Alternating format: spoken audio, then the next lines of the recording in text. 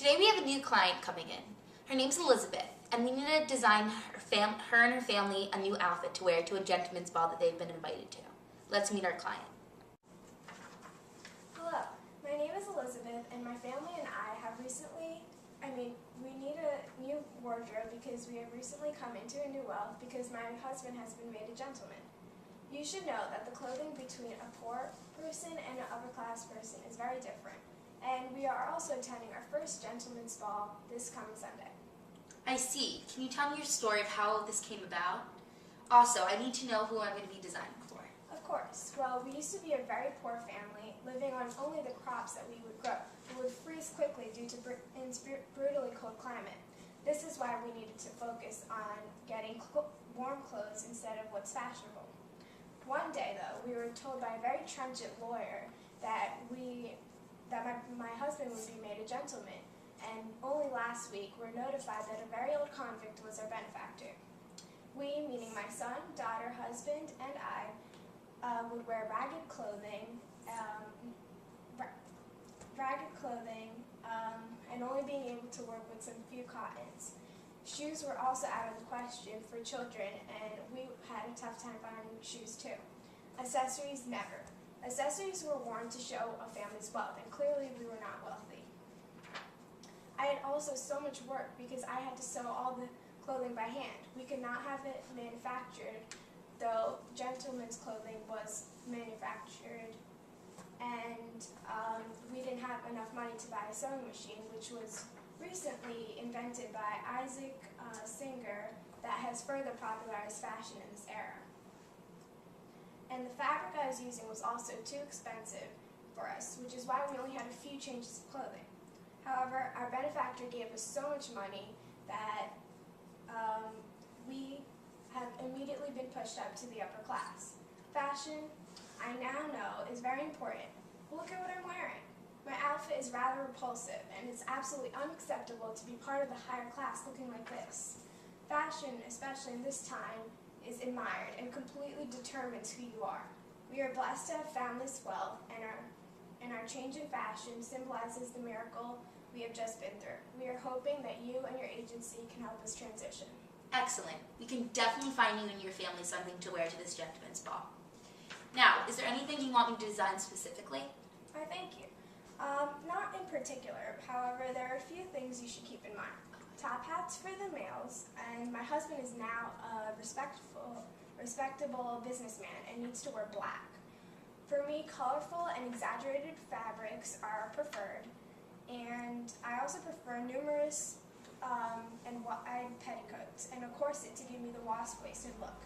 The children should also have clothing that are similar to us adults, and I would also appreciate if you could design some hairstyles for us. Sure. Perfect. It'd be great if you can come pick up your outfits on Wednesday. Also, if you want to stop over before to see how your outfits' progress are doing, you're definitely welcome. Great. Thank you so much. It's great doing business with you. Thank you.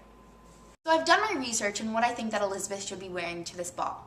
So the average upper-class woman would wear something like this, and this is what I've envisioned for her to wear. You've got your different aspects of your outfit. We have a corset, a crinoline skirt to make it fuller, her hairdo. But first we need to get the different parts of the outfit. Here's another example of what Elizabeth might be wearing to the ball. This is the perfect outfit because it has all aspects like I explained before. The first aspect is the crinoline skirt. This is the basic structure of a crinoline skirt. The crinoline skirts were made of metal hoops. They are worn under a woman's dress to make them fuller. Crinoline skirts went out of style quickly because the swaying hoop revealed a woman's underclothes and were also a fire hazard. Also, Elizabeth should be wearing a corset. A corset were worn under women's dresses to make the body shape appear more flattering. Corsets were very important because they were worn underneath their dress, and fabrics were added to them to make them look much more wealthier. Colorful fabrics were also very important in a woman's outfit, especially women of the upper class. Here, I've laid out some fabrics that we can use in her dress.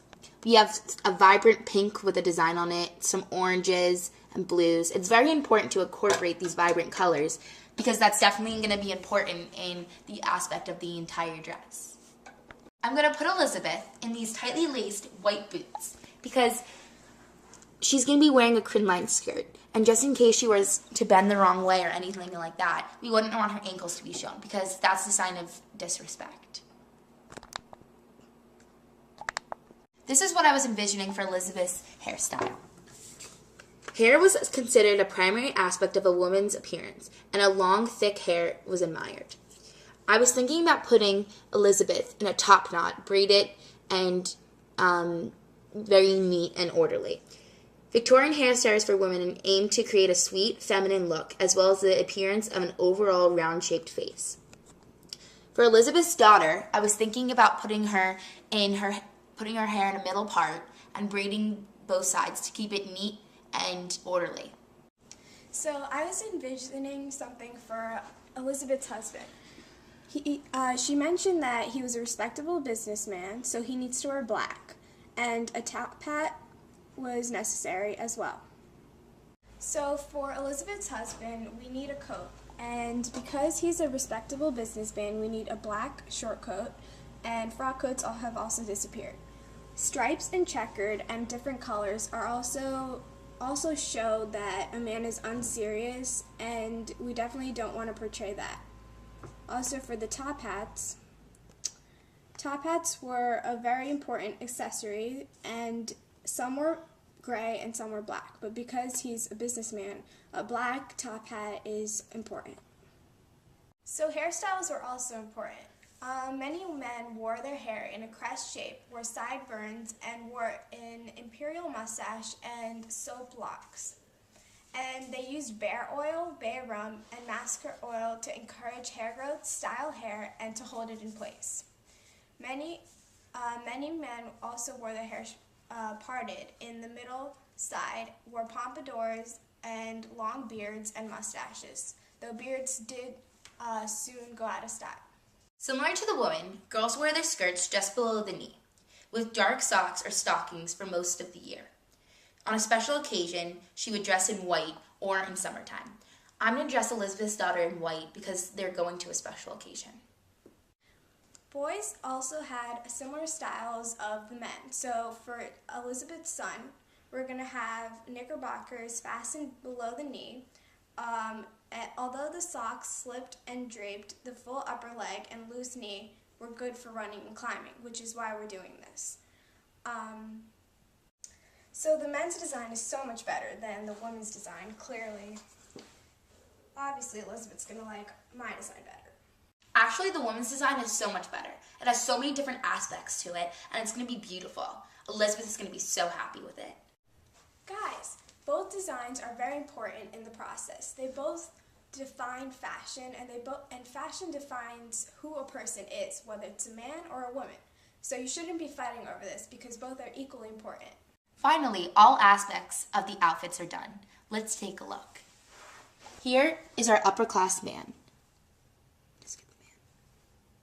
He looks perfect. He's in a black outfit, a black suit, yet he still has a pop of color in there. He's definitely wearing a black top hat as well, which definitely takes the business-like vibe there.